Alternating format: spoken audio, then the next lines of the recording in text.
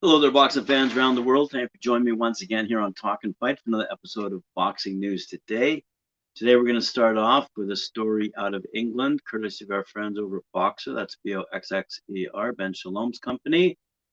Boxer, the next generation boxing promotion founded by Ben Shalom, has announced a partnership to invite England boxing members to the most anticipated female fight of all time. On Saturday, September 10th, Savannah Marshall will fight her bitter enemy, Claressa Shields, for the undisputed world middleweight titles on what will be the historic night of legacy for the sport. With the groundbreaking event expected to be a sellout at the O2 in London, Boxer has held back a number of tickets exclusively for England boxing members to be seated together. And for every ticket purchased by an England boxing member, Boxer is pledging to donate £5 back to England boxing to be invested in gyms across the country.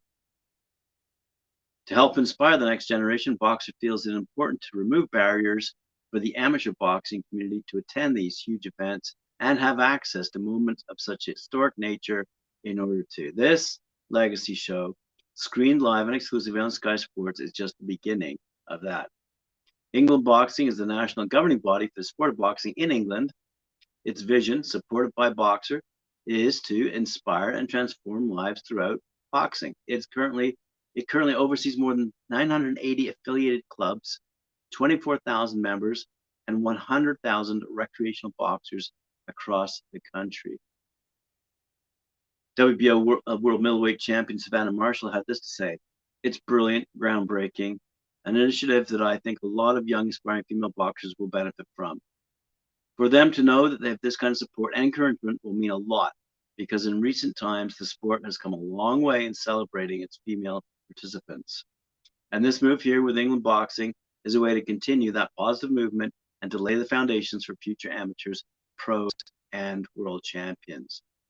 So good luck to them, and good luck to the boxers who will participate that night as well. Let's move down under. Reigning Women's International Boxing Association World Featherweight Champ, 18-year-old Hollie Towl, who has been featured on Talk and Fight several times, who has a record of 8-0, is set to make the second defense of her coveted WIBA crown against Brisbane's Rebecca Hawker, who's also undefeated, 5-0, at the Eaton's Hill Hotel in North Brisbane, Australia, on Saturday, the 3rd of September. Wow. Towl from Sheffield had a seriously stellar amateur career, securing no less than 5 national titles, plus numerous regional accolades, before stepping up to the professional ranks on the 4th of September 2020. Aged just 16 years, to face and beat by 5th-round stoppage Jamie Bates at the Northern Hotel in Aberdeen. 2 further victories followed. The first, a points victory over Cara McLaughlin on the UK's first all-female professional boxing show, a behind-closed-doors event during the COVID lockdown that took place at the Northern Hotel in Aberdeen. And the second, a first-round stoppage victory over Melissa Horatio at Homeland Stadium in Ashford, Kent on the 14th of August, 2021. That set the teen star up for a shot at the WIBA World Youth Championship against Nigeria's Obasede Obansanya at the Hilton Brighton Hotel on the 4th of September 2021, exactly a year ago for the day of Towl's pro debut. However, fate reared its ugly head when Obansanya failed to get her visa in time.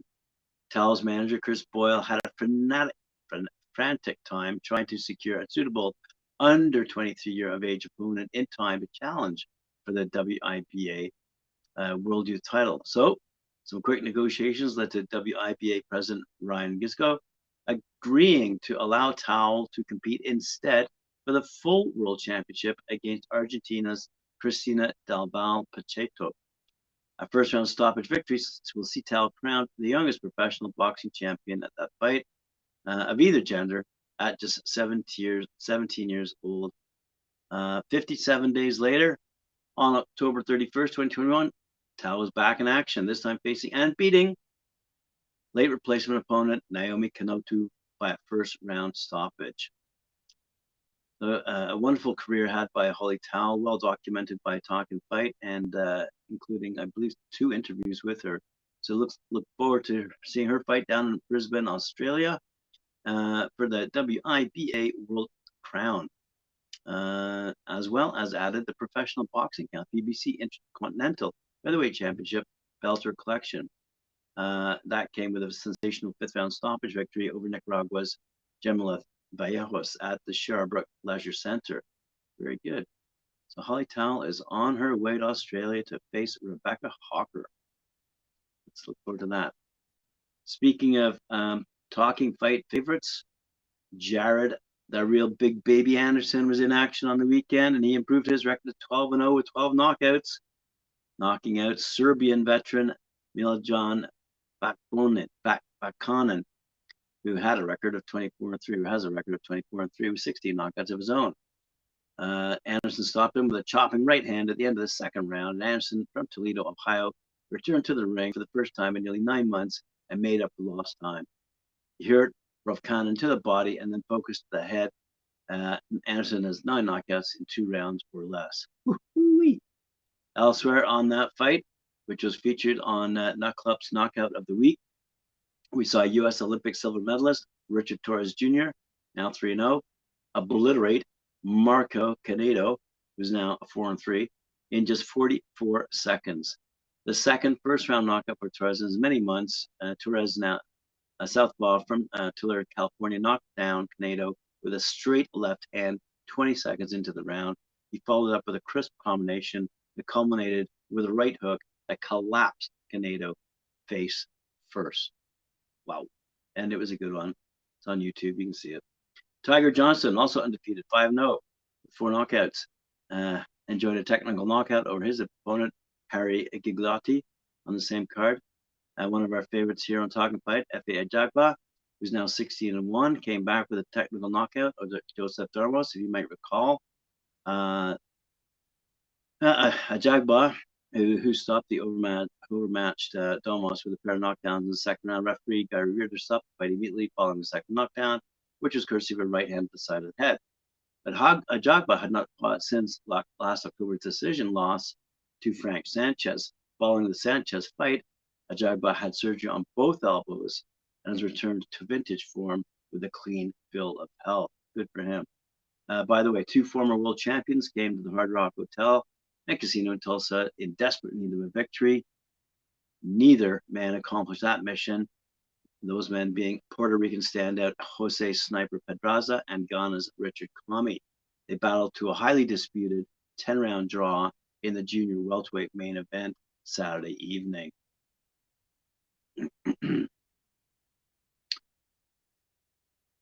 Elsewhere on that card, let me just reiterate just a couple of other fights that deserve attention. Jeremiah Milton, 6-0 with 5 knockouts, knocked out Nick Jones. The Tulsa native Milton brought the thunder to the hometown crowd, icing Jones with a right uppercut to the temple late in the 2nd round. Also undefeated, Kelvin Davis, now 6-0, unanimous decision win over Sebastian Chavez. Davis picked up the biggest win of his young career as a 25-year-old southpaw from Norfolk, Virginia, knocked down Chavez twice en route to a wide points victory over Chavez, who's from Argentina. Almost undefeated. Fabian Gonzalez, who's 6-1, with 1 knockout, and a unanimous decision win over Gerardo Esquivel. Gonzalez, a stablemate of Pedraza, picked up the 2nd consecutive win of his career with a convincing 6-round verdict over the rugged Esquivel. Elsewhere on that card, undefeated Abdullah Mason, 4-0, unanimous decision over Angel Rubelar, who's 5-1 now. Mason knocked down Rubelar with a right hook less than 20 seconds into the opening round, but Rubelar did not relent. The 18-year-old prospects then went toe-to-toe as Cleveland's Mason went the distance for the first time in his career. Rubelar did find a home for his right against the southpaw, however. Elsewhere, to round out that card, light heavyweight Dante Benjamin Jr. is now 4-0. He had a unanimous decision win over Leandro Silva. Benjamin had his hands full against Silva, a rough and tumble fighter who's also a veteran of nearly 40 MMA bouts. Silva held and grappled on the inside, making Benjamin uncomfortable at time for sure. Benjamin found his groove late in the fourth round, however, posing with his hands behind his back and ripping combination to Silva's head. That would have been something to see, and I did not see it. But thanks for our friends at boxing247.com for letting me know.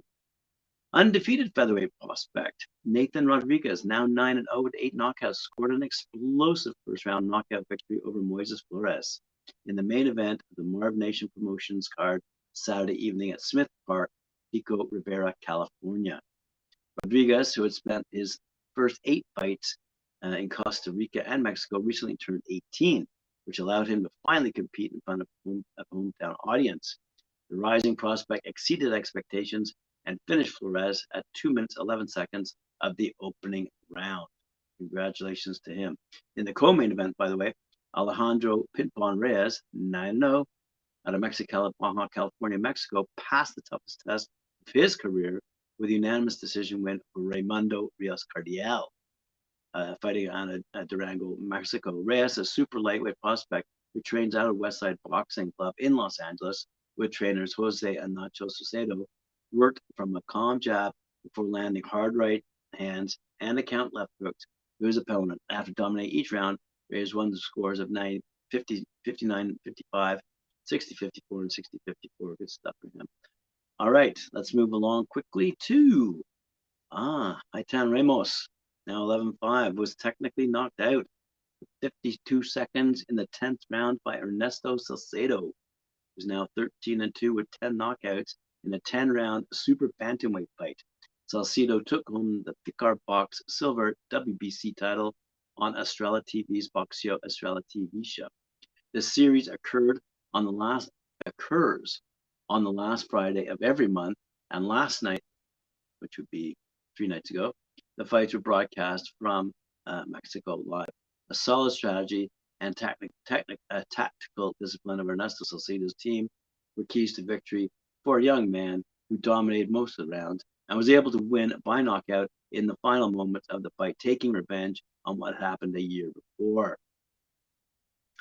In the co-main event, Ricardo Gonzalez from the state of Mexico was unable to defeat a brave Eduardo Choco Cortez from Puebla, who took the win by unanimous decision in an 8-round lightweight fight.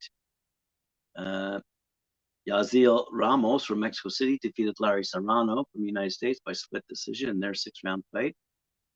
Brian Becquerel from the state of Mexico was caught off guard by a vicious left hook from Abraham Gallo Ariello out of Mexico City, who earned the technical knockout at 23 seconds in the first round in a scheduled 4-rounder. That was in the bantamweight division, by the way.